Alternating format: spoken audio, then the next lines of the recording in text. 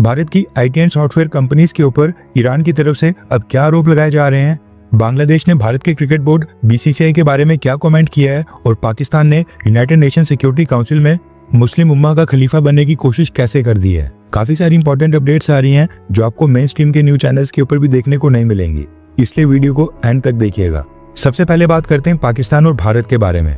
हमने आपको बताया था कि पाकिस्तान जुलाई महीने के लिए यूनाइटेड नेशन सिक्योरिटी काउंसिल का प्रेसिडेंट बन गया है, जिसके बाद अब यूनाइटेड नेशन सिक्योरिटी काउंसिल की मीटिंग्स का एजेंडा डिसाइड करने, डिबेट्स करवाने और प्रेसिडेंट होने के नाते सिक्योरिटी काउंसिल की तरफ से स्टेटमेंट रिलीज करने का भी अधिकार पाकिस्तान के पास आ गया है। और पिछले कल पाकिस्तान ने अधिकार एक बार फिर से कश्मीर मुद्दे को इंटरनेशनलाइज करने के लिए इस्तेमाल किया है। रेफरेंस के लिए आपकी स्क्रीन के ऊपर आर्टिकल का स्क्रीनशॉट है।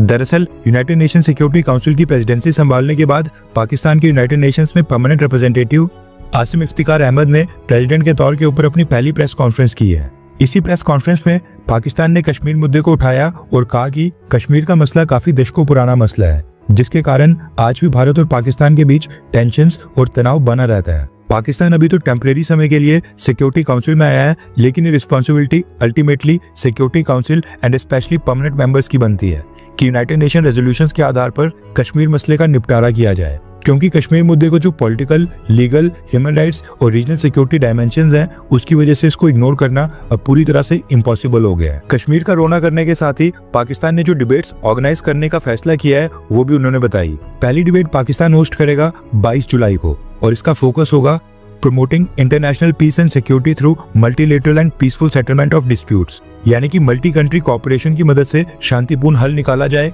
और अंतर्राष्ट्रीय शांति और सुरक्षा को बढ़ावा दिया जाए। ये डिबेट तो चलो फिर भी ठीक है।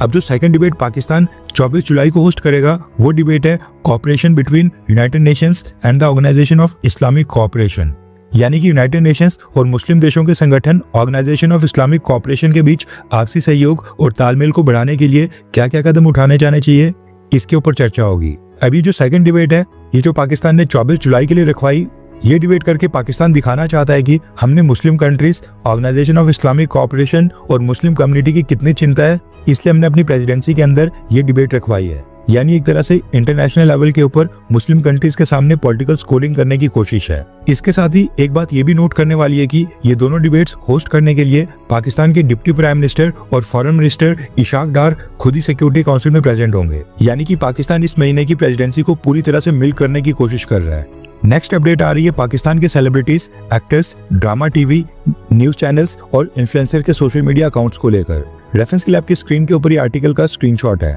अब इस आर्टिकल को इस समय भारत में कई सारे लोग लगातार शेयर कर रहे हैं और पोस्ट कर रहे हैं। दरअसल न्यूज निकल कर आ रही है कि भारत सरकार ने पाकिस्तान के अकाउंट्स के ऊपर से बैन को नहीं हटाया था, बल्कि जो सोशल मीडिया अकाउंट्स के ऊपर बैन लगता है वो टाइम बाउंड होता है, यानी कि उसकी भी एक वैलिडिटी होती है।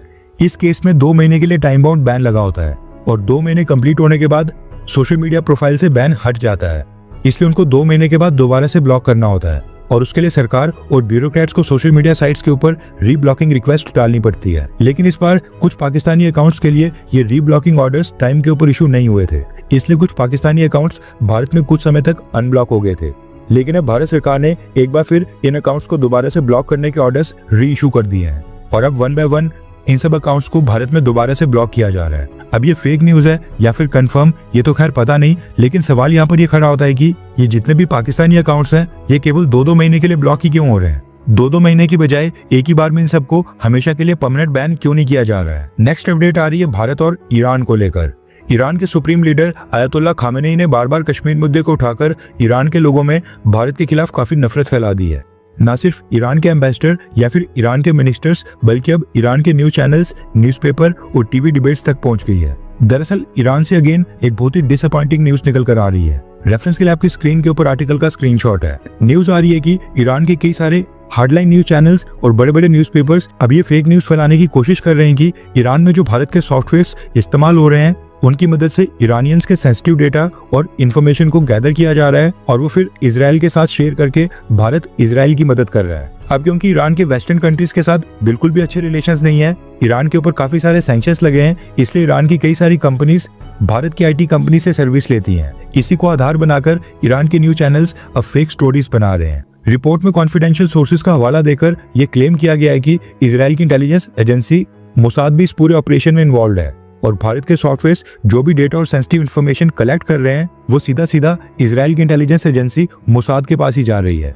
इसके साथ ही ये क्लेम किया गया है कि भारत जो सॉफ्टवेयर ईरान को सप्लाई कर रहा है उनमें से कई सारे तो भारत ने बनाए भी नहीं है, वो एक्चुअल में इजराइल ने बनाए हैं और भारत की मदद से भारत के नाम के ऊपर ईरान को दे दिए गए हैं। और अब इजराइल उन इंडियन सॉफ्टवेयर की मदद से लाइव डेटा अपनी खुद की इंटेलिजेंस एजेंसी मोसाद को प्रोवाइड कर रहा है। अब जो सॉफ्टवेयर यहाँ पर ईरान की इस रिपोर्ट में मेंशन किए गए हैं उसमें civil registration, passport data, airport system, locations वगैरह से रिलेटेड सॉफ्टवेयर और आईटी सर्विसेज को मेंशन किया गया है। रिपोर्ट में इन सॉफ्टवेयर के बारे में कहा गया है कि ये ऐसे सॉफ्टवेयर हैं जो कई बार ईरान के मिलिट्री इक्विपमेंट को भी डिसरप्ट करते हैं और जो उनको रिमोटली एक्टिवेट कर देता है। यानी इन सॉफ्टवेयर में ऐसे प्रोग्राम डाल दिए गए हैं जिनकी मदद से इजराइल अपने देश में बैठे बैठे ईरान के हथियार रिमोटली एक्टिवेट करके ऑपरेशंस कर लेता है। रिपोर्ट में कहा गया है कि सेम इसी तरह के सॉफ्टवेयर बाकी के गल्फ देश जैसे कि यूएई, सऊदी अरेबिया, कतर और कुवैत इन सब देशों में भी इस्तेमाल हो रहे हैं। इसके साथ इस रिपोर्ट में यह भी क्लेम किया जा रहा है कि इलॉन मस्क का जो स्टारलिंक इंटरनेट सैटेलाइट है उसकी मदद भी ली जा रही है और स्टारलिंक भी इसमें इन्वॉल्व है। अब हैरानी इस बात की है कि एक तो भारत की कंपनीज और आईटी सर्विसेज ईरान को वेस्टर्न कंट्रीज का एक ऑल्टरनेटिव दे रही हैं, चीपर सर्विसेज प्रोवाइड कर रही हैं और सामने से ईरान की तरफ से भारत के ऊपर इस तरह के आरोप लगाए जा रहे हैं। अब ईरान की गवर्नमेंट ने अभी तक इस इशू के ऊपर कुछ नहीं बोला है। इस बात को अभी तक ईरान के न्यूज़पेपर्स और न्यूज चैनल्स ही उछाल रहे हैं। लेकिन रिसेंट अटैक्स में इजराइल को ईरान की मिलिट्री लीडरशिप, न्यूक्लियर साइंटिस्ट और काफी हाई रैंकिंग ऑफिशियल्स की पिन पॉइंट लोकेशन पता थी एंड इजराइल ने इनमें से कई सारों को न्यूट्रलाइज भी किया। इसलिए अब ईरान की गवर्नमेंट ये पता लगाने की कोशिश कर रही है कि इतने सारे सिक्योरिटी मेजर्स और प्रोटोकॉल्स के बाद भी आखिरकार इजराइल को पिन पॉइंट लोकेशन कैसे पता चल जाती है। इसी कड़ी में अब सॉफ्टवेयर एप्लीकेशंस को भी इंस्पेक्ट किया जा रहा है और अब आईटी सॉफ्टवेयर और सर्विसेज के ऊपर भी इन्वेस्टिगेशन स्टार्ट कर दी गई है। नोट करने वाली बात यह है कि अभी तक ऐसा कोई भी एविडेंस नहीं मिला है कि भारत ने जो ईरान को सॉफ्टवेयर सप्लाई किए हैं वो बैकएंड के ऊपर डेटा कलेक्ट करके इजराइल की इंटेलिजेंस एजेंसी मोसाद को फॉरवर्ड कर रहे हैं। बस ये पॉइंट पकड़ा जा रहा है कि भारत ज्यादातर सॉफ्टवेयर और आईटी सर्विसेज ईरान को प्रोवाइड कर रहा है, इसलिए इसके पीछे भारत ही होगा। ऐसा अज्यूम करके भारत को डिफेम किया जा रहा है और दुख की बात है कि इस प्रोपेगेंडा में ईरान के बड़े बड़े न्यूज़पेपर्स और बड़े बड़े न्यूज चैनल्स शामिल हैं। एटलीस्ट भारत के खिलाफ कोई सबूत आता तो मानते भी। अभी जो ईरान की मेंटालिटी है कि भारत इजराइल के साथ मिला हुआ है, ये मेंटालिटी इसलिए आ रही है क्योंकि भारत ईरान और इजराइल के मुद्दे के ऊपर पूरी तरह से न्यूट्रल है। पिछले कल हमने देखा था कि ईरान का जो पाकिस्तान में एम्बेसडर है वो भी ये कह रहा था कि भारत ने यूनाइटेड नेशंस में अभी तक ईरान के लिए एक बार भी वोट नहीं किया है। और ईरान का सुप्रीम लीडर आयतुल्लाह खामेनेई खुद कई बार कश्मीर के ऊपर स्टेटमेंट रिलीज करके भारत के ऊपर ये आरोप लगा चुका है कि भारत कश्मीर के लोगों के ऊपर कड़े अत्याचार कर रहा है। इसलिए ईरान के अंदर एंटी इंडिया सेंटिमेंट्स अब थोड़े से बढ़ते दिखाई दे रहे हैं। नेक्स्ट अपडेट आ रही है भारत और बांग्लादेश के बीच क्रिकेट मैचेस को लेकर। रेफरेंस के लिए आपकी स्क्रीन के ऊपर आर्टिकल का स्क्रीनशॉट है। दरअसल बांग्लादेश क्रिकेट बोर्ड के media committee chairman Iftikhar Rahman ने मीडिया को जानकारी दी है कि भारत के क्रिकेट बोर्ड यानी कि बीसीसीआई की तरफ से उनको बताया गया है कि इंडिया बांग्लादेश की सीरीज जो अगले महीने 17 अगस्त को स्टार्ट होनी थी वो पोस्टपोन हो सकती है। भारत सरकार ने अभी तक इस सीरीज के लिए सिक्योरिटी क्लियरेंस नहीं दी है। इसके साथ ही इफ्तिकार रहमान ने यह भी कहा है कि भारत एंड बांग्लादेश के बीच जो ये 3 वनडे मैचेस और 3 T20 मैचेस की सीरीज खेली जानी थी, ये इंटरनेशनल क्रिकेट काउंसिल यानी कि आईसीसी का जो फ्यूचर टूर्स प्रोग्राम है उसका पार्ट थी। यानी कि ये सीरीज आईसीसी की डायरेक्शंस के ऊपर शेड्यूल थी। बांग्लादेश की media committee chairman Iftikhar Rahman ने आगे ये भी कहा कि ये सीरीज आईसीसी के प्रोग्राम का पार्ट है, इसलिए इसको कैंसिल करने का कोई ऑप्शन ही नहीं है। यानी कि भारत इस सीरीज को कैंसिल नहीं कर सकता है। उन्होंने कहा कि हाँ, इसको रीशेड्यूल करके बाद में ऐसे समय में किया जा सकता है जो दोनों बोर्ड्स को कन्वीनियंट लगे। ये कहना है बांग्लादेश क्रिकेट बोर्ड का।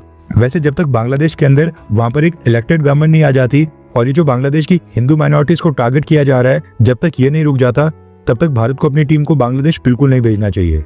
और जहां तक बात है सीरीज को कैंसिल करने की या फिर आईसीसी या फिर ओलंपिक्स, भारत को जो ठीक लगेगा हम वही करेंगे।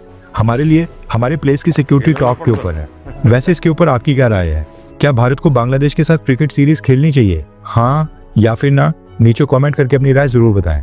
हर 24 घंटे के अंदर जियोपॉलिटिक्स में बड़े फेरबदलाव और उलटफेर हो रहे हैं और भारत के लिए नए चैलेंजेस आ रहे हैं। कोई देश अपने फैसले से पलट रहा है तो कोई देश ब्लैकमेलिंग के ऊपर उतर आया है। सभी देश एक दूसरे को नीचे लगाने की कोशिश कर रहे हैं। इन सब के बीच हमारा भारत किसी भी देश से पीछे न रह जाए, इसके लिए मोदी सरकार लगातार कोशिशें कर रही है। आपका एक लाइक हमारे चैनल को ग्रो करने में काफी मदद करेगा और एक सब्सक्राइब ये सुनिश्चित करेगा कि आप किसी भी इंपॉर्टेंट अपडेट को मिस ना करें। अगर आपने हमारे चैनल को पहले से सब्सक्राइब किया है तो दिल से धन्यवाद। जय हिंद, वंदे मातरम।